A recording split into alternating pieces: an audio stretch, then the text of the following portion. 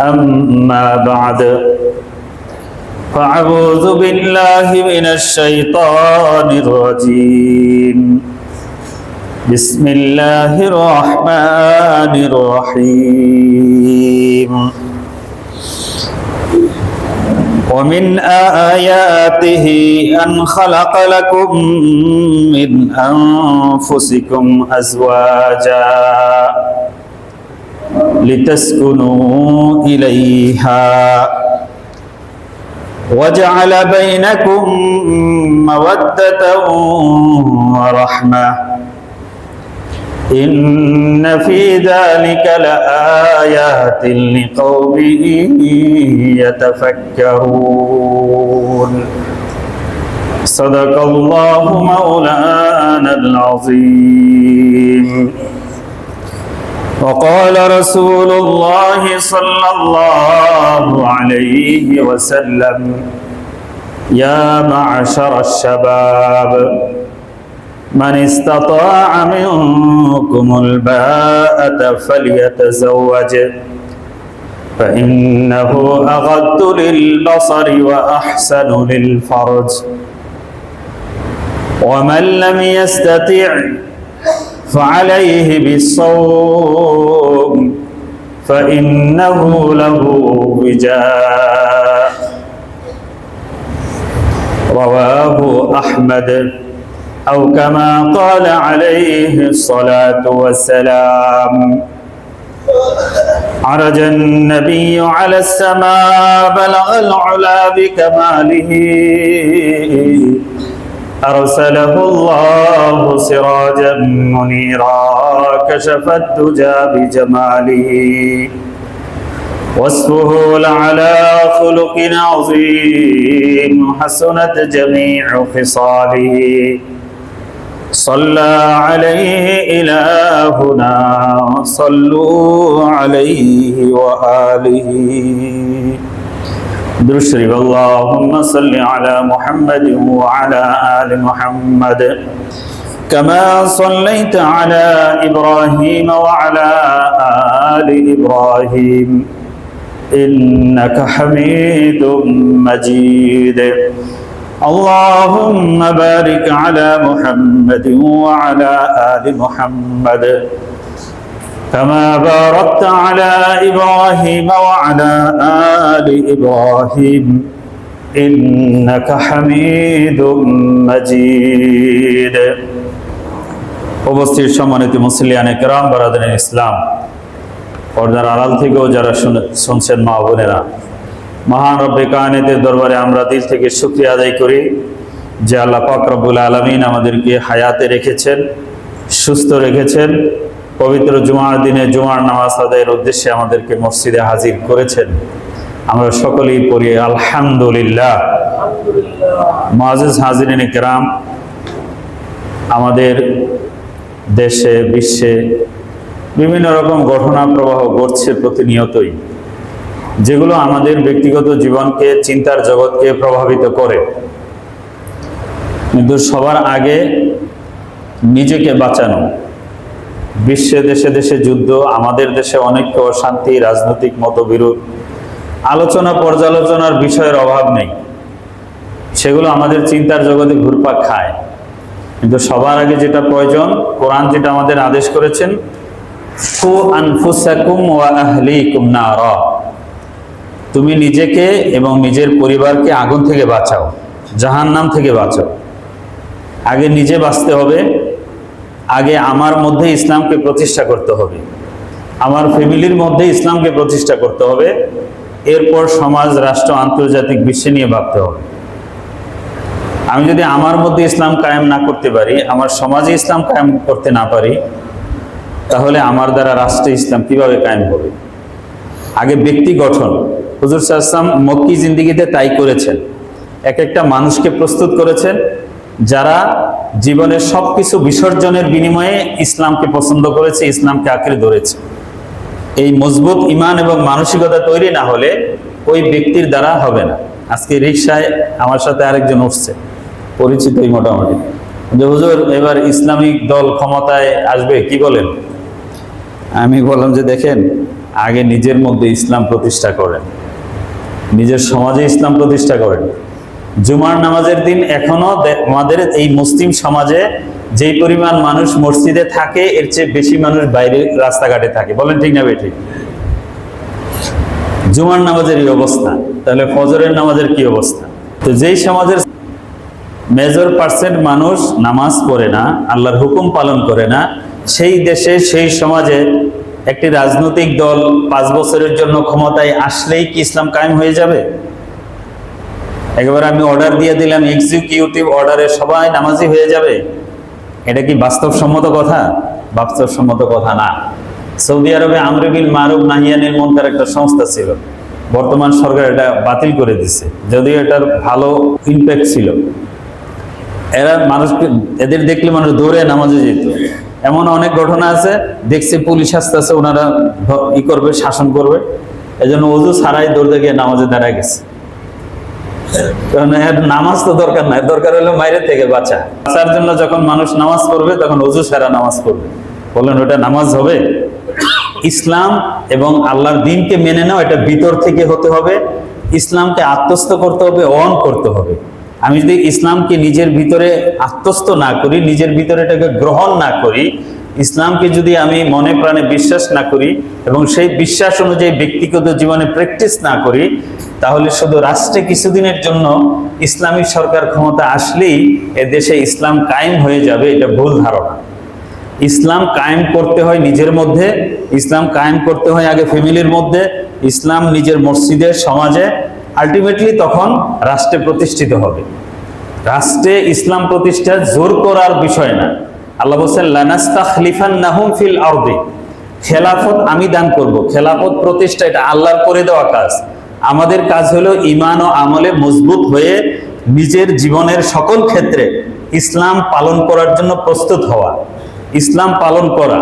কারণ ইসলামের ম্যাক্সিমাম বিষয় তো ব্যক্তিগত, কিছু বিষয় আছে রাজনৈতিক, প্রশাসনিক, যেগুলো রাষ্ট্র প্রশাসন বাস্তবায়ন করবে।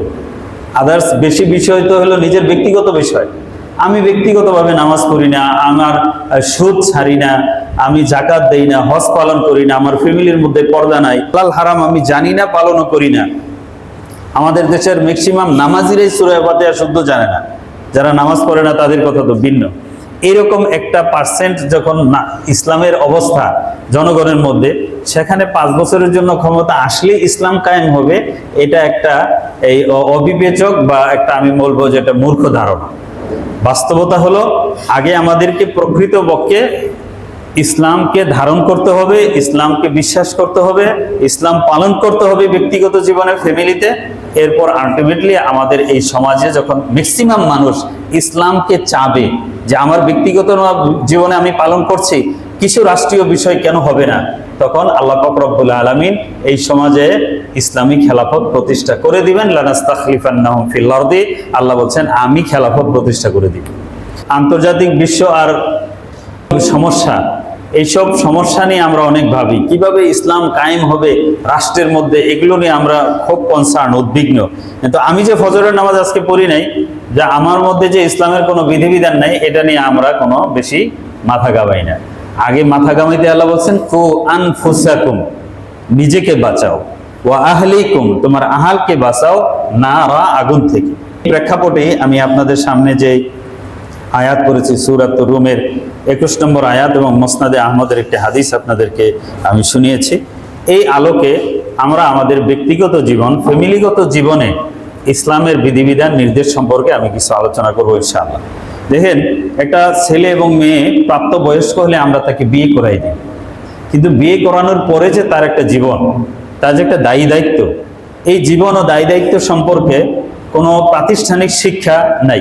সামাজিক ফ্যামিলিগতভাবে যে ইসলামের আলোকে একটা আদর্শ নীতির আলোকে কিছু একটা শেখানো হয়, প্রশিক্ষণ দেওয়া হয়, ওরিয়েন্টেশন করা হয়, এরকমও নাই। বরং দেখে দেখে বুঝে বুঝে ব্যক্তিগত চিন্তায় যতটুকু পারে ততটুকু সে চলে। এটা এক ধরনের হাত পা বেঁধে তাকে সাঁতার কাটতে বলা। পারিবারিক জীবন একটা দীর্ঘ জীবন, এই জীবনে একটা স্বামী, আদর্শ স্বামী হওয়ার জন্য তার কি করা উচিত, একজনের মেয়ের জামাই হবে, এই মেয়ের জামাই হিসেবে তার কি করণীয়, আরেকটা ফ্যামিলির সাথে তার নতুন সম্পর্ক হয়েছে, এই স্ত্রীর সাথে তার বিহেভিয়ার কি হবে, তার আচরণ কি হবে, ডিলিংস গুলা কি হবে, বিভিন্ন রকম প্রতিকূলতার সমস্যা আসবে। সেই প্রতিকূলতার সমস্যাগুলোকে কিভাবে ইসলামের আলোকে, ধৈর্যের আলোকে এগুলো সমাধান করতে হবে, উত্তরণ করতে হবে, মিনিমাইজ করতে হবে, তার কোনো নিয়ম কানুন গাইডলাইন উসুল কিন্তু কোনো জায়গায় শিখায় না। শিখায় বলেন? স্কুল কলেজে আছে এরকম কোনো পার্ট সাবজেক্ট বই, অথচ নিজের ব্যক্তিগত জীবনের বিশাল একটা অংশ এই দাম্পত্য জীবন, পারিবারিক জীবন সেখানে নাই। কিভাবে সে একটা শ্রেষ্ঠ স্বামী হতে পারে, কিভাবে একটা সে এই ভালো মেয়ের জামাই হতে পারে, কিভাবে সে ভালো একটা দুলাভাই হতে পারে, কিভাবে আরেকটা ফ্যামিলির সাথে আদর্শ মানুষ হতে পারে, একটা ভালো স্বামী হতে পারে, তার শিক্ষা নেই। অপরপক্ষে মেয়েদের ক্ষেত্রে বলেন, এই মেয়েটা মাত্র টিনেজার বয়সে অনেকের বিয়ে হয়ে যায়, 14, 15, 20 বছরে বিয়ে হয়ে যায়। এই অল্প বয়সে আরেকটা সংসারে এসে শ্বশুর শাশুড়িকে ম্যানেজ করা, স্বামীকে ম্যানেজ করা, তাদেরকে খুশি রাখা, আরেকটা ফ্যামিলির সাথে তার মিলে অ্যাডজাস্ট হওয়া, এই যে বিষয়গুলো, এই বিষয়গুলো সম্পর্কে তো একটা গাইডলাইন আছে, একটা নীতিমালা আছে, একটা শিক্ষা আছে, কারো কিছু দায়িত্ব আছে, কিছু কর্তব্য আছে এবং তার কিছু অধিকার আছে। সেই দায়িত্ব, কর্তব্য কি, অধিকার কি, এই ব্যাপারে শিক্ষা, গাইডলাইন, সাবজেক্ট, পড়ালেখা, কোর্স, প্রশিক্ষণ আছে? নাই, কোথাও সেই জিনিসগুলো নাই। মানুষ দেখে দেখে শুনে শুনে যাদের মধ্যে ইসলামের বুঝ যতটুকু আছে সেই আলোকে মানুষ মোটামুটি চলে। যে কারণে দেখা যাচ্ছে ইদানিংকালে বেশিরভাগ সম্পর্ক নষ্ট হচ্ছে এবং মহিলারা তালাক দিয়ে দিচ্ছে। আদৌ মহিলারা তালাক দিতে পারে কিনা এ ব্যাপারে তার কোনো ইসলামিক বিধিবিধান জানার কোনো প্রয়োজনই মনে করে। মানুষ মনে করে নামাজ পড়ি, রমজানে রোজা রাখি, ঈদ পালন করি, কুরবানি দেই, এগুলো ইসলাম। কিন্তু মানুষের ব্যক্তিগত জীবনেও যে ইসলামের প্রত্যেকটা হুকুম পালন করা জরুরি, ইসলামের প্রত্যেকটা বিধান মানা যে মুসলমান হিসাবে আমাদের ফরজ, সেটা কারোই খেয়াল নাই। এমন কথা বলছে, বউ কিন্তু তালাক হয়ে গেছে, সেই বউ নিয়ে সে খাচ্ছে, একসাথে সংসার চলতেছে, অথচ তার বৈবাহিক সম্পর্ক তার কথার কারণে বিচ্ছেদ হয়ে গেছে, এটা খবরই নেই। ঘরে ঘরে এ ধরনের চলছে, জিনা ব্যভিচারী আম হয়ে গেছে।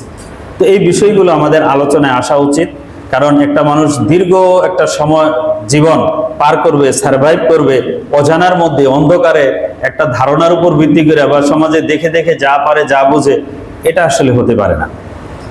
ইসলামে, কোরআন ও হাদিসে এই ব্যাপারে যথেষ্ট গাইডলাইন এবং বিধিবিধান দেয়া আছে। তো আমি এই বিষয়ে এক জুমায় আলোচনা সমাপ্ত হবে না, কিছু আলোচনা করব ইনশাল্লাহ পরবর্তীতে, বাকি আলোচনা ইনশাল্লাহ সামনের জুমাগুলোতে করতে পারবো। আমি সূরাতুর রুমের যে আয়াত খুতবায় আপনাদের সামনে পড়েছি, আল্লাহ পাক রব্বুল আলামিন এখানে বলেছেন, অমিন আয়াতিহি আন খালাকা লাকুম মিন আনফুসিকুম আজওয়াজা লিতাসকুনু ইলাইহা ওয়া জাআলা বাইনাকুম মাওয়াদ্দাতাও ওয়া রাহমাহ ইন্না ফি যালিকা লাআয়াতিন লিকাওমিন ইয়াতাফাক্কারুন। আল্লাহ পাক রব্বুল আলামিন এই পৃথিবীকে যে চালাচ্ছেন, এর পিছনে আল্লাহর হিকমত, বিরাট হিকমত কাজ করছে। একটা জিনিসের প্রতি আরেকটা জিনিসের আকর্ষণ, প্রয়োজনীয়তা আল্লাহ পাক রব্বুল আলামিন সৃষ্টি করে দিয়েছেন। এই আকর্ষণ, মহাব্বত, ভালোবাসার দাবিতে সে কিন্তু তার দায়িত্ব, কর্তব্য পালন করছে এবং আল্লাহ পাক রব্বুল আলামিনের যে এই দুনিয়ার নিজাম সেটা চলতেছে। তখন পুরুষের মধ্যে আল্লাহ পাক রব্বুল আলামিন নারীর প্রতি একটা আকর্ষণ দিয়ে দিয়েছেন। এই আকর্ষণটা যদি আল্লাহ না দিতেন তাহলে সে কেন বিয়ে করত, কেন সন্তান নিত না। এবং এই যে না স্ত্রীর পিছনে অঢেল টাকা খরচ করে, সন্তানের পিছনে খরচ করে, সন্তানের জন্য নিজের জীবন একেবারে উৎসর্গ করে দেয়, এর পিছনে কি কারণ? মাওয়াদ্দাতা ওয়া রাহমা, ভালোবাসা এবং দয়া আল্লাহ সৃষ্টি করে দিয়েছে। ওয়াজআলা বাইনাকুম মাওয়াদ্দাতা ওয়া রাহমা, তোমাদের মধ্যে ভালোবাসা এবং দয়া আমি সৃষ্টি করে দিয়েছি। এই দয়ার টানে সবকিছু করতেছে। এই পুরোটা পৃথিবীর মধ্যে একটা জিনিসের প্রতি আরেকটা আকর্ষণে কিন্তু চলতেছে, কারণ পৃথিবীর সবকিছু সূর্যের দিকে ধাবিত। কারণ পৃথিবী সূর্যের গ্রহ, জোয়ার ভাটা হয়, রাত দিন হয়, আবহাওয়ার পরিবর্তন হয়, সূর্যের দিকে একটা আকর্ষণ, সূর্যে তার গ্যালাক্সির দিকে আকর্ষণ, একটা জিনিসের প্রতি আরেকটা আকর্ষণ সৃষ্টি করে দিয়েছেন। এই আকর্ষণের তাগিদে সবকিছু চলতেছে। এই পৃথিবীটা যেন শূন্যে ভেসে আছে, চতুর্দিকে আকাশ, একটা গ্রেভিটেশনাল ফোর্স, মধ্য আকর্ষণ, একটা শক্তি আল্লাহ পাক রব্বুল আলামিন সৃষ্টি করে দিয়েছেন। এই শক্তি পৃথিবীটাকে শূন্যে ধরে রেখেছে। তেমনি ভাবে আমাদের মধ্যে আরেকজনের মধ্যে যে একটা ভালোবাসা মহাব্বত সৃষ্টি করে দিয়েছেন, এই মহাব্বতের টানে কিন্তু আমরা বিয়ে করতেছি, সংসার করতেছি, সন্তান লালন পালন করতেছি। এই যে এই জিনিস সৃষ্টি করে দিয়েছেন, এই এক বস্তুর প্রভাবে, এর চাপে, এই জিনিসের কারণে আমরা কিন্তু সবকিছু করছি। দুনিয়ার বংশবৃদ্ধি, মানুষের বৃদ্ধি, সবকিছু মানুষ এবং সব সৃষ্টির মধ্যে চলছে। আল্লাহ পাক রব্বুল আলামিন এটা হিকমত। আল্লাহ বলেন যুয়িনা লিন-নাস হুব্বুশ শাহওয়াতি মিনান নিসা ওয়াল বানিন ওয়াল কানাতিরিল মুকানতারাতি মিনাজ যাহাবি ওয়াল ফিদ্দা ওয়াল খাইলিল মুসাওওয়ামাতি মিন আami ওয়াল হারস যালিকা মাতাউল হায়াতিদ দুনিয়া ওয়াল্লাহু ইনদাহু হুসনুল মাআব। যুয়িনা লিন-নাস হুব্বুশ শাহওয়াত মিনান নিসা, নারীদের প্রতি আকর্ষণ, বিপরীত লিঙ্গের প্রতি একটা টান, এটা আল্লাহ পাক রব্বুল আলামিন সৃষ্টি করে দিয়েছেন। মানুষের মধ্যে সেই মোহ, সেই আকর্ষণ, সেই প্রবৃত্তি আল্লাহ পাক রব্বুল আলামিন দিয়ে দিয়েছেন, যে কারণে আমরা বিয়ে করি, সংসার করি। এবং শুধু এটা আমরা না, সমস্ত আম্বিয়া কেরাম আলাইহিমুস সালাতু ওয়াস সালাম বিয়ে করেছেন। এমন কোনো নবী নাই যে বিয়ে করেনি। আমি আপনার আগে বহু রসুলকে প্রেরণ করেছি, সেই সমস্ত রসুল কি করেছেন? বিবাহ করেছেন। ওয়াজআলনা লাহুম আজওয়াজা ওয়া যুররিয়া, তাদের স্ত্রীও ছিল, সন্তানও ছিল। তো নবীরা তো শ্রেষ্ঠ মানুষ, নবীরা সবচেয়ে ভালো মানুষ। তো নবীরা যখন বিয়ে করেছে, সুতরাং আমাদের বিয়ে করার ক্ষেত্রে এটা এমন কোনো বিষয় না যে এটা আবার কেমন বিষয়, হুজুর, আলেম, দিনদার, সে আবার বিয়ে করবে, সে আবার নারীর প্রতি টান, এটা কেন থাকবে? বিষয়টা এমন না, এটা ইজি স্বাভাবিক বিষয়। এটা মনে হয়ে গেছে একটা ওয়াজ ফরিদাবাদ মাদ্রাসায় যখন পড়ি 90-এর দশকে, ওইখানে দুপখোলা একটা মাঠ আছে, এখানে 7 দিন ব্যাপী একটা তাফসির মাহফিল হইতো। ওই তাফসির মাহফিল আব্দুল গাফফার সাহেব নামে একজন খুব বড় বক্তা ছিলেন, নারায়ণগঞ্জ বাড়ি। খুব মজার ওয়াজ করতেন, কখনো মানুষকে খুব হাসাইতেন, আবার মানুষকে খুব আবেগের ওয়াজ করলে মানুষ কাঁদতো। এ ধরনের আবেগ ছিল। তো আমার মনে আছে, এই মাদ্রাসায় যখন আমি প্রাইমারিতেই পড়ি, তখন সামনে যাইয়া বসছি, তো হুজুর একটা ওয়াজ করছে। তো এক মহিলা, নাকি বুড়া মহিলা, সন্ধ্যার সময় বাড়ির সামনে বসে খুব বিলাপ করে কান্না করতেছে। কই এই দুনিয়ার থাকতো না গো ওনার বাসায়, দুনিয়ার থাকতো না, দুনিয়ার থাকতো না গো, দুনিয়া শেষ হয়ে যাবো। মানুষ জিজ্ঞেস করতো কি হয়েছে গো, কি দাদি আপনার দুনিয়া থাকতো না, কারণটা কি? কারে কোয়েন না, ওই উত্তরপাড়ার হুজুরের বলে পোলা হয়েছে, শুনছেন? হুজুর ভাই কাম, হুজুরের আবার পোলা হয়েছে। দেখেন দুনিয়া কেমনে থাকবো, হুজুর মানুষ, হ্যাঁ বলে পোলা হয়েছে, এই দুনিয়া কেমনে থাকে, এই দুনিয়ার থাকতো না। হুজুরের বলে সবাই ওনার বয়ানে হাসতেছে। তো হুজুরদের পোলা হইব, হুজুর আবার এরম করবো, হুজুরে বিয়া করবো, হুজুর আবার টাকা লাগবো, হুজুর আবার বাজার করব, আবারও দেখছি যে হুজুরও ঈদের সময় মার্কেট করে। দেখছো, ইসলাম থাকতো। কিছু মানুষ এই ধরনের চিন্তা ভাবনার আছে, কিন্তু আছে না, হুজুর গো পিছনে লেগে থাকে, হুজুররা কি করলো, আরে এই হুজুর গো কারণে আজকে দেশের এই অবস্থা। হুজুররা লম্বা কাপড় পইরা আগে কই তারা কাপড়ের দাম বাড়ায় ফেলছে, হুজুর গো যত দোষ হুজুরদের উপরে। এ ধরনের একটা লোক আছে, ওই সময়ও ছিল। রসুলদেরকে বলতো মালি হাজার রসুল ইয়াকুলুনা তাআম ওয়া ইয়ামশুনা ফিল আসওয়াক, এটা কেমন নবী? নবী আবার খায়, নবী ঘুমায়, বিয়ে করে, বাজারে যায়, এটা নবী হইল? নবী থাকবে ফেরেশতাদের মতো, খাবে না, দাবে না, একেবারে আলাদা জীবন যাপন করবে, জিনের মতো, ফেরেশতার মতো হবে। আল্লাহ বলছেন লাকাদ মান্নাল্লাহু আলাল মুমিনিন ইয বাআসা ফীহিম রাসূলাম মিন আনফুসিহিম, এটা আল্লাহর দয়া যে তোমাদের মতো মানুষকে আল্লাহ নবী বানাইছেন। তিনি যদি নবী যদি ফেরেশতা হতো, নবী যদি জিন হতো, অন্য প্রজাতির হতো, তাহলে তোমরা তাকে নিতে পারতে না, ধারণ করতে পারতে না, তাকে ফলো করতে পারতে না, তার অস্বাভাবিক বিষয়গুলো তোমরা এই এফোর্ড করতে পারতে না, গ্রহণ করতে পারতে না। তোমাদের মতোই নবী বানিয়েছি, যেন তোমাদের মানবিক প্রয়োজনগুলো, চাহিদাগুলো বুঝে, তোমরাও যেন তাকে বোঝো, তিনিও যেন তোমাদেরকে বুঝে। তোমাদের মতো মানুষদের থেকে আমি নবী বানিয়ে এটা তোমাদের উপর আমি স্পেশাল দয়া করেছি। সুতরাং মানুষের মধ্যে এটা জৈবিক চাহিদা, এটা সে নবী হোক, রসুল হোক বা অন্য যেই হোক, আল্লাহ পাক রব্বুল আলামিন তার মধ্যে সেই চাহিদা দিয়েছেন। এই জন্য আল্লাহ বলেছেন ওয়ালাকাদ আরসালনা রাসূলাম মিন ক্বাবলিকা ওয়া জাআলনা লাহুম আজওয়াজা ওয়া যুররিয়া, আমি পূর্বে নবী রসুল দিয়েছি, এই নবী রসুলের মধ্যেও আমি তাদেরকে কি দিয়েছি? স্ত্রী দিয়েছি, সন্তান দিয়েছি, সবাই বিয়ে করেছে। ইয়াহিয়া আলাইহিস সালাম বিয়ে করেন নাই, ঈসা আলাইহিস সালাম বিয়ে করেন নাই। তাদের ব্যাপারে আল্লাহ বলছে সাইয়্যিদা ওয়া হাসুরা ওয়া নাবিয়্যাম মিনাস সালিহিন। ঈসা আলাইহিস সালাম দুনিয়াতে আবার আসবেন, মাত্র 30-33 বছর বয়সে উনি আকাশে উঠে গেছেন। তিনি বিয়ের বয়স বাকি আছে, এই উম্মতের মধ্যে এসে বিয়ে করবেন, সংসার করবেন। সুতরাং বিবাহ করা সমস্ত নবীদের সুন্নত। আর নিকাহ মিন সুন্নতি ফামান রাগিবা আন সুন্নতি ফালাইসা মিন্নি। বিবাহ আমার সুন্নত, অন্যান্য নবীদেরও সুন্নত। যে এই বিবাহ থেকে বিমুখ থাকবে সে আমার উম্মত না। লা রুহবানিয়াতা ফিল ইসলাম, ইসলামে বৈরাগ্য নাই, বিবাহ শাদী করবে না, সে একেবারে ধর্মকর্ম নিয়ে ব্যস্ত থাকবে, এটা ইসলাম না। বরং বিবাহ শাদী করবে, স্ত্রী লালন পালন করবে, সন্তান জন্ম দিবে, লালন পালন করবে, এর মধ্যে আমার যেই হুকুমগুলো আছে সেগুলো পালন করবে, এটাও ইবাদত। যখন মানুষ আল্লাহর হুকুম মনে করে বিবাহ করে, সন্তান লালন পালন করে, স্ত্রীর পিছনে খরচ করে, এই প্রত্যেকটা খরচ আল্লাহর রাস্তায় দান করার সময় সওয়াব, এটাও কি ইবাদত। এই জন্য ইমামে আজম আবু হানিফা রাহমাতুল্লাহ আলাইহির কাছে বিবাহ করা এবং বিবাহ করে আল্লাহর হুকুম পালন করে এটা আফজাল। বৈরাগ্যতা ইসলামে নেই। অন্যান্য ধর্মের পাদ্রীদের দেখেন, খ্রিস্টান ধর্মের মধ্যে পাদ্রীরা যারা সিস্টার, ওরা বিয়ে শাদী করে না, আবার ওদের গির্জার মধ্যে অপকর্মের বিরাট ফিরিস্তি আসে। বিশ্বের বড় বড় বিশপরা পোপের কাছে আবেদন করছে যে আমাদের ধর্মের মধ্যে বিবাহের অনুমতি দেওয়া হোক, নচেত, কারণ মানুষের ন্যাচারাল একটা বিষয়, জৈবিক একটা চাহিদা আল্লাহ সৃষ্টিগত দিয়েছেন, এটা আপনি কিভাবে রোধ করবেন? এটা রোধ করা সম্ভব না। এটা রোধ করার জন্য বৈধ পন্থা আল্লাহ যে দিয়েছেন সেটাকেই নিতে হবে।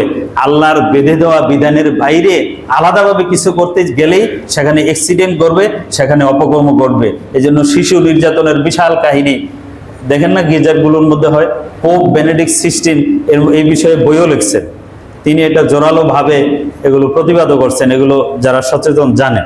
এখানে আদম আলাইহিস সালাতু ওয়াস সালাম তিনি জান্নাতে তৈরি হয়েছেন, জান্নাতে ওনাকে বসবাসের জন্য আল্লাহ বানিয়ে দিয়েছেন, কিন্তু সেখানে তিনি বসবাসের পরে তার মধ্যে একটা একাকিত্ব, নির্জনতা, একটা অস্বস্তি আল্লাহ নিজে অনুভব করলেন, যে সে একা একা কি ভালো থাকতেছে না।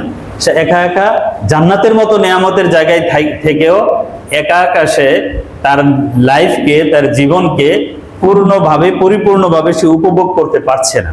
তার একটা সঙ্গী দরকার, সাথী দরকার। কারণ আল্লাহ বানিয়েছেন, আল্লাহ মানুষকে বুঝেন, যে বানাইছে সে বুঝে। আল্লাহ লাহুল খালকু ওয়াল আমর, যিনি সৃষ্টি করেছেন আদেশ এবং হুকুম তারই। সুতরাং আল্লাহ পাক রব্বুল আলামিন আদম আলাইহিস সালামের একটা পাঁজরের হাড় থেকে, বাম পাশের পাঁজরের হাড় থেকে একটা হাড় নিয়ে তার স্ত্রী রব্বুল আলামিন সৃষ্টি করলেন। বলেন সুবহানাল্লাহ। এই আয়াতটা আমি আপনাদের সামনে পড়েছি সূরাতুর রুমের। আল্লাহ বলেছেন ওমিন আয়াতিহি আন খালাকা লাকুম মিন আনফুসিকুম আজওয়াজা। আল্লাহ পাক রব্বুল আলামিনের এটা একটা কুদরতের এক নিদর্শন। অমিন আয়াতিহি বলে আল্লাহ পাক অনেক ধরনের আয়াত এরকম আছে যেগুলো আল্লাহর কুদরত, নিদর্শন, মানুষের জন্য আল্লাহর যে ক্ষমতা, এগুলো আল্লাহ পাক রব্বুল আলামিন ব্যক্ত করেছেন অমিন আয়াতিহি এভাবে বলে।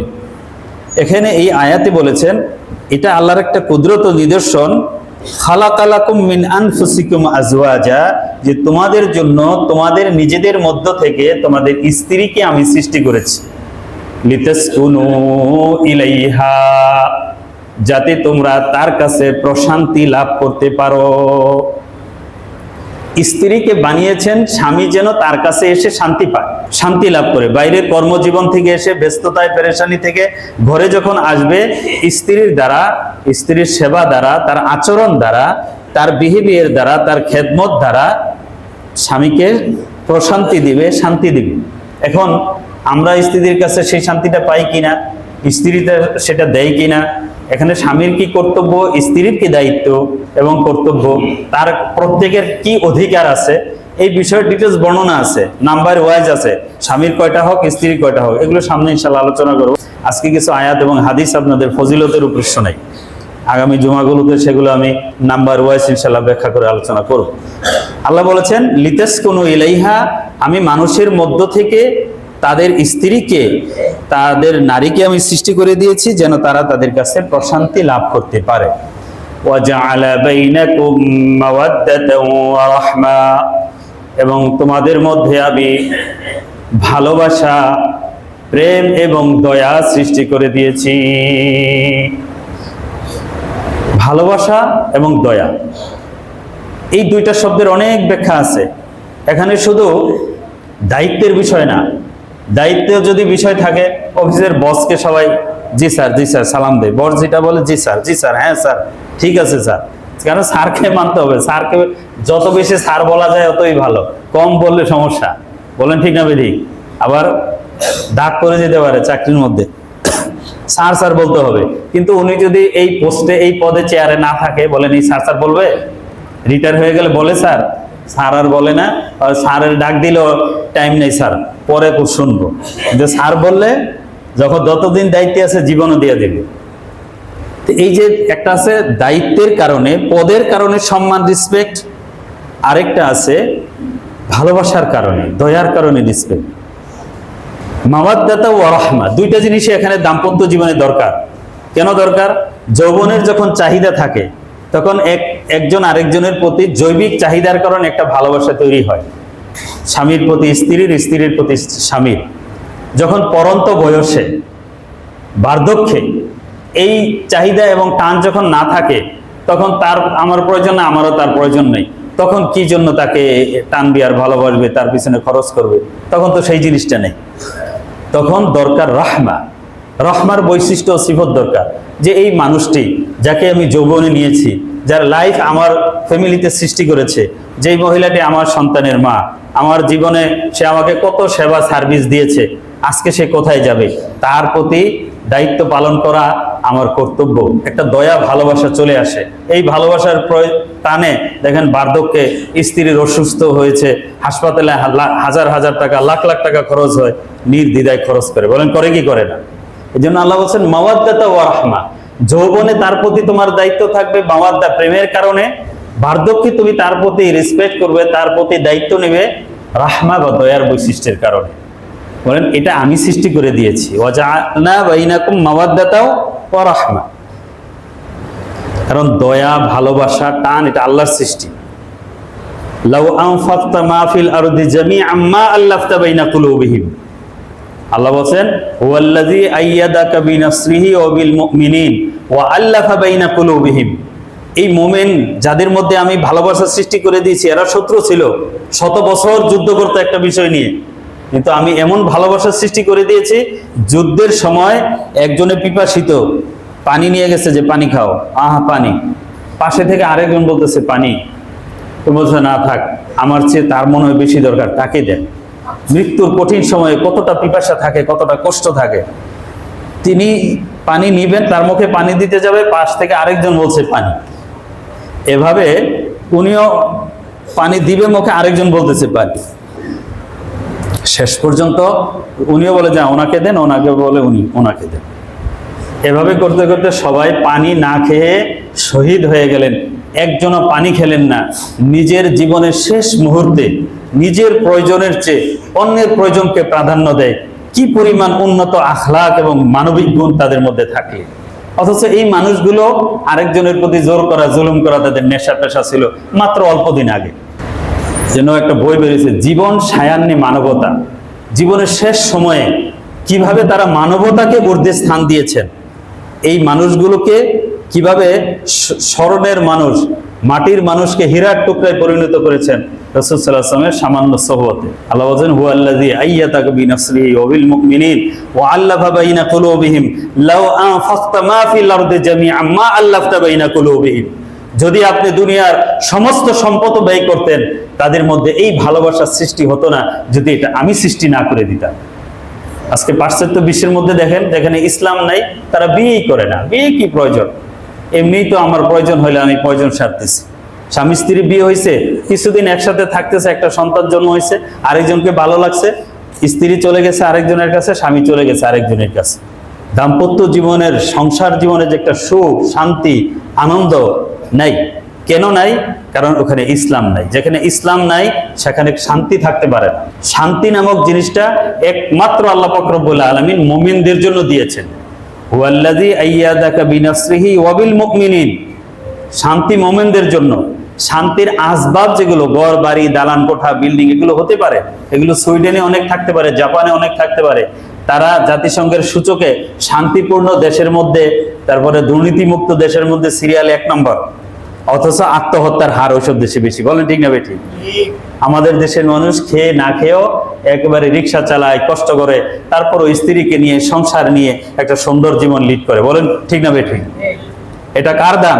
আল্লাহর দান। এজন্য আল্লাহ বলছেন ওয়াজআলা বাইনাকুম মাওয়াদ্দাতাও ওয়া রাহমা, এবং আমি তোমাদের মধ্যে স্বামী স্ত্রীর মধ্যে একটা ভালোবাসার সম্পর্ক এবং দয়ার সম্পর্ক দিয়েছি।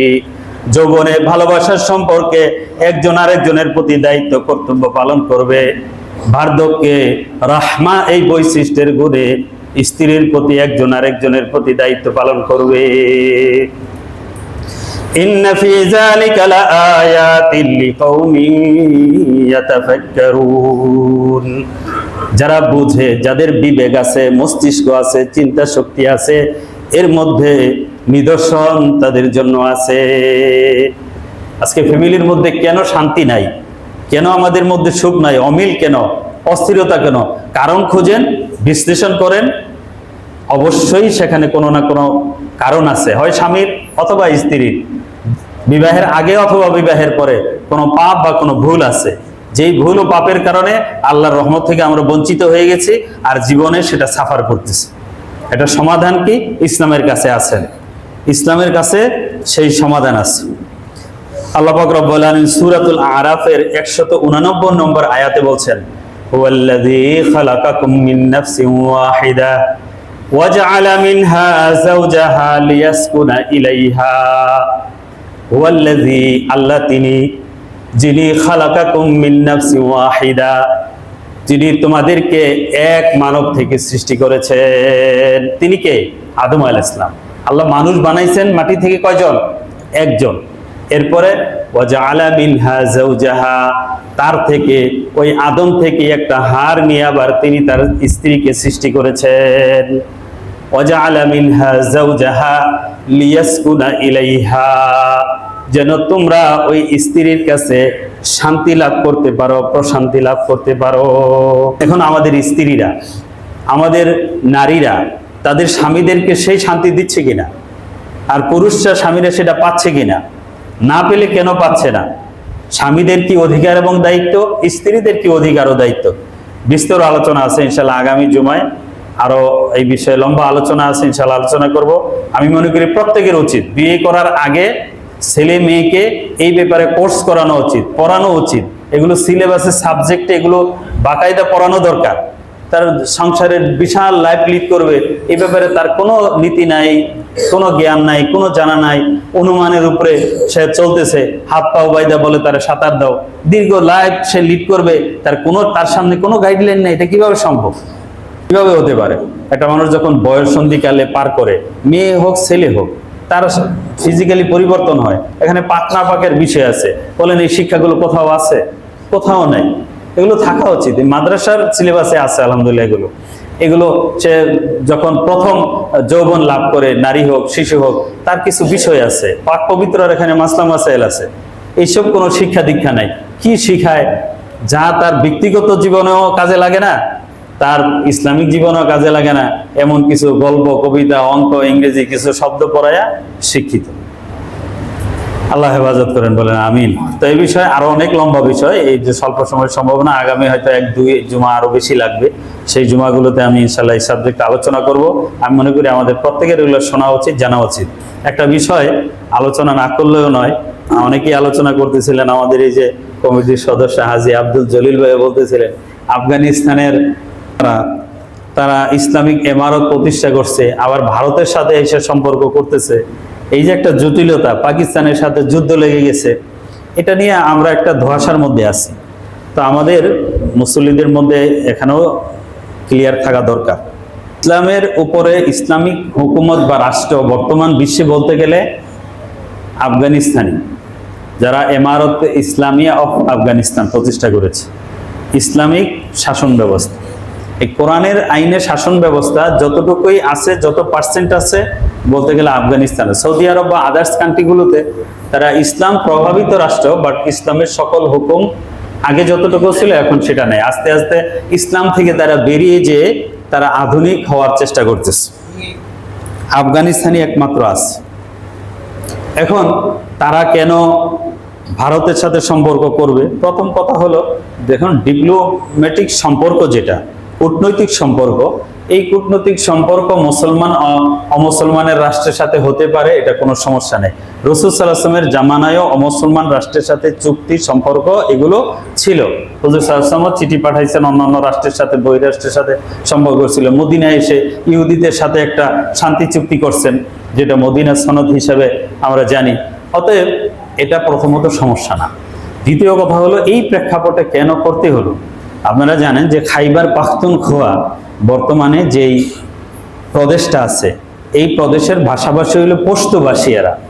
এই প্রদেশটার আগের নাম ছিল উত্তর পশ্চিম সীমান্ত প্রদেশ। এই উত্তর পশ্চিম সীমান্ত প্রদেশ, এটা বর্তমান নাম খাইবার পাখতুনখোয়া। এই খাইবার পাখতুনখোয়া প্রদেশটাকে দুই ভাগ করছে 1893 সনে ডুরান্ট লাইন হিসাবে, যেটা আপনারা জানেন।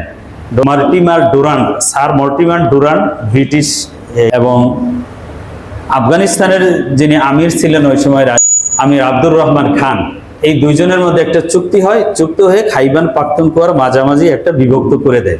যেরকম আমাদের এই বাংলা অঞ্চলকে দুই ভাগ করা হয়েছে, আমাদেরকে এদিকে ফেলাইছে 19টা জেলা, ওই পাশে দেওয়া হয়েছে 21টা জেলা, 40টা জেলা ছিল।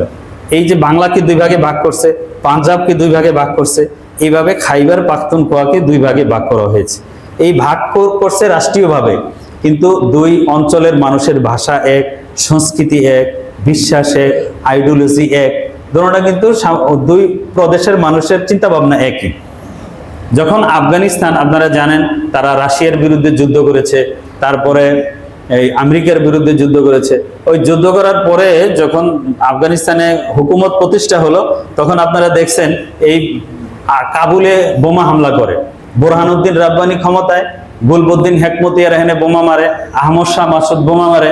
এই ধরনের দ্বন্দ্ব চলতেছিল না? এই দ্বন্দ্বের প্রেক্ষিতে এই তালেবানরা, তারা মাদ্রাসার ছাত্র, ক্লাসে বসা, যখন তারা ক্লাসে বসা শুনছে উমুক পাহাড়ে এক নারীকে ধরে নিয়ে গেছে, তারা ওদের কাছে জুলুম অত্যাচার করতেছে, ওই নারী একটা তাদের কাছে চিঠি লিখছে যে তোমরা আমাদেরকে বাঁচাও, আমাকে এখানে আটকাই রেখে দর্শন করা হচ্ছে। তোরা পাইয়া এই ক্লাস থেকে তারা উঠে গেছে 25 জন। এই 25 জনের এই কয়েকজন আসছিলেন বাংলাদেশে, একজনের সাথে একদিন আমাদের দেখা হয়েছে, কথা হয়েছিল। এটা ওই সময় ডক্টর ইউনূস সাহেব ওনাদের গ্রামীণ ব্যাংক এবং ব্র্যাক, ওনারা আফগানিস্তানে কাজ করতে চাইছে যে আমরা এখানে কাজ করব। তো এদেরকে কাজ করতে দিবে কিনা এনজিওদের, এটার পরামর্শের জন্য ওনারা এখানে আসছেন। 96 সনে যখন তারা সরকার গঠন করে, ওই সময় আসছেন যে আইসা ওনারা বলছে যে আপনারা আসেন এই দেশে, দেখে যান আমরাও তো এই দেশে কাজ করতেছি। তখন বাংলাদেশে আমি যে মাদ্রাসা পড়তাম, জামিয়া হুসাইনী ইসলামী আরজাবা, সেখানেও আসছেন, আইসা পরামর্শ নিতে আসছেন যে আমরা এটা করতে পারি কিনা, তাদেরকে অ্যালাউ করবো কিনা। যাই হোক, এই পরামর্শের জন্য যারা আসছেন তারা এই ঘটনার তাদের মুখে আমি সরাসরি শুনছি। বলছে তখন আমরা বললাম যে না, পড়ালেখা পরে আগে এই মজলুম নারীকে উদ্ধার করা আমাদের ইসলামে ফরজ। এরা এই অস্ত্র নিয়ে ওই নারীকে উদ্ধার করার জন্য গেছে, ওই ডাকাত বাহিনীর সাথে লড়াই করে এই মেয়েকে উদ্ধার করছে।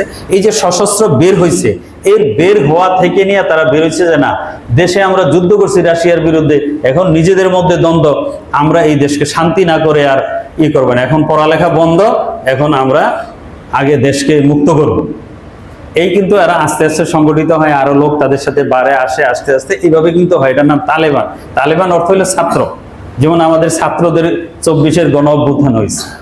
এরাও এই ছাত্ররা প্রথম শুরু করে, যখন দেখছে যে ওই ছাত্ররা যে অঞ্চল শাসন করে, এখানে শান্তি, সেখানে চুরি নাই, ডাকাতি নাই, এভাবে করতে করতে অন্য অন্য অঞ্চল স্বেচ্ছায় তাদের সাথে যুক্ত হতে থাকে। হতে হতে প্রায় 90% আফগানিস্তানের অঞ্চল এই তালেবানদের শাসনে চলে আসে। আহমদ শাহ মাসুদ, এরা বিভিন্ন জায়গায় কিছু অংশ ছিল। যাই হোক, এরা যখন শেষ পর্যন্ত পুরো আফগানিস্তান 1996 সনে কাবুল দখল করে, আপনারা সেই সময়ের ইতিহাস পত্রপত্রিকা পড়ছেন, একটা খুন হয় নাই, একটা দর্শন হয় নাই, একটা পরিমাণ একটা টাকার কোনো সম্পদ লুট হয় নাই, বিনা বাধায় তারা আফগানিস্তান কাবুল দখল করছে। যেরকম 2021 সনের 15ই আগস্ট যেভাবে তারা আবার 20 বছর পরে আবার নিচ্ছে। পাকিস্তানের দ্বন্দ্বটা কোথায়? এরা যখন এই আফগানিস্তানে একটা ইসলামিক হুকুমত প্রতিষ্ঠা করেছে, এই খাইবর পাখতুনখোয়ার পাকিস্তান অংশে যারা আছে তারা একটা টিটিপি গঠন করছে। টিটিপি মানে তাহরিকে তালেবান পাকিস্তান, তাহরিকে তালেবান অফ পাকিস্তান। ওই আফগানিস্তানের যারা তালেবান তাদের মতাদর্শ, আইডিওলজি, ভাষা, সংস্কৃতি মিল আছে, বাট এরা আলাদা। যে ওরা যদি ওই অংশে ওই পারে যদি ইসলামিক হুকুমত প্রতিষ্ঠা করে, আমরাও কেন পারবো না, আমরাও করি, এটা আমাদেরও চেষ্টা। তাদের চেষ্টা হলো যে এখানে পাকিস্তানেও আফগানিস্তানের মতো ইসলামিক হুকুমত প্রতিষ্ঠা হোক। ইমরান খানের সাথে ওই আফগানিস্তানের মুজাহিদদের সাথে তালিবানদের সাথে গুড সম্পর্ক ছিল, ভালো সম্পর্ক ছিল। আপনারা জানেন যে মাত্র কিছুদিন আগে প্রায় 30 লক্ষ আফগান শরণার্থী যারা যুগ যুগ ধরে এখানে বসবাস করে, জোর করে তাদের দেশে তাদেরকে পাঠিয়ে দেওয়া হয়েছে যে এরা এখানে ডিস্টার্ব করে এসে ইত্যাদি। তো সেনাবাহিনী তাদের উপর আক্রমণ করে, তারাও সেনাবাহিনী আক্রমণ করে। আপনারা জানেন গত মাসে 2500 পাকিস্তানি সেনাবাহিনী মারা গেছে। এটা কিন্তু তাদের দেশের তালেবানরাই মারছে, আফগানিস্তানের তালেবান না। এটা বুঝতে হবে, আফগানিস্তানের তালেবান না, এটা পাকিস্তানি নাগরিক তালেবান, যেটা খাইবার পাখতুনখোয়ার যেই অংশটা পাকিস্তানের ভিতরে পড়েছে। এখন নেপালেও ছাত্ররা আন্দোলন করছে, এখন যদি নেপালের সরকার বলে এটা বাংলাদেশের ওই ছাত্রদের উস্কানিতে তা হয়েছে, তাদের আইডিওলজিতে হয়েছে, এটা সঠিক? এটা যেমন ভুল কথা, তেমনি ভাবে আফগানিস্তানের তালেবানদের উস্কানিতে পাকিস্তানে এই তালেবান গঠন করছে, এটাও কিন্তু সেরকম ভুল কথা। এখন প্রতিবেশী রাষ্ট্রে তারা যখন দেখেছে ট্রাম্প সাহেব বাগরাম বিমানবন্দর নিয়ে যেতে চায়, আবার পাকিস্তানের সেনাপ্রধান আসিফ মনিরকে ট্রাম্প বিশেষভাবে নিয়ে নিজের প্লেটে বসায় একসাথে খাওয়ায়, ট্রাম্পকে শান্তিতে নোবেল পুরস্কার নিজেরাই দিয়ে দিতে চায়, এত যখন আগ্রহ উৎসাহ, তখন এই পরিস্থিতিতে বিশ্বের কোন রাষ্ট্র সহযোগিতা করলো না। পাকিস্তান দ্বন্দ্ব করতেছে, যে ইমরান খান তাদেরকে সহযোগিতা করতো তারা জোর করে তারা জেলে বন্দি করে রাখছে, তার বাঁচার জন্য ডিপ্লোম্যাটিক সাপোর্টের জন্য বিকল্প খোঁজা দরকার আছে না? দরকার আছে কি আছে না? সেই তাগিদেই তারা ভারত এসছে, দেওবন্দে এসছে, তারা তাদের সম্পর্ক, রাজনৈতিক সম্পর্ক টিকার জন্য করতেছে। কারণ শত্রুর শত্রু আমার বন্ধু। আমেরিকার সাথে ভারতের সম্পর্ক যখন একটু খারাপ হচ্ছে, আলটিমেটলি যেন সাপোর্ট সেটা তারা নেওয়ার জন্য চেষ্টা করছে। এটা এর অর্থ এই না যে আফগানিস্তান তালেবানরা তারা নষ্ট পয়সা গেছে, বিষয়টা কিন্তু এমন। কারণ আফগানিস্তান ক্ষমতায় আসার পরে এই কোশ্চেনে সবচেয়ে বেশি প্রপাগান্ডা চালাইছে ভারতের মিডিয়া, এবং তালেবানরাও বলছিল আমাদের পরবর্তী অভিযান হবে কাশ্মীরকে স্বাধীন করা।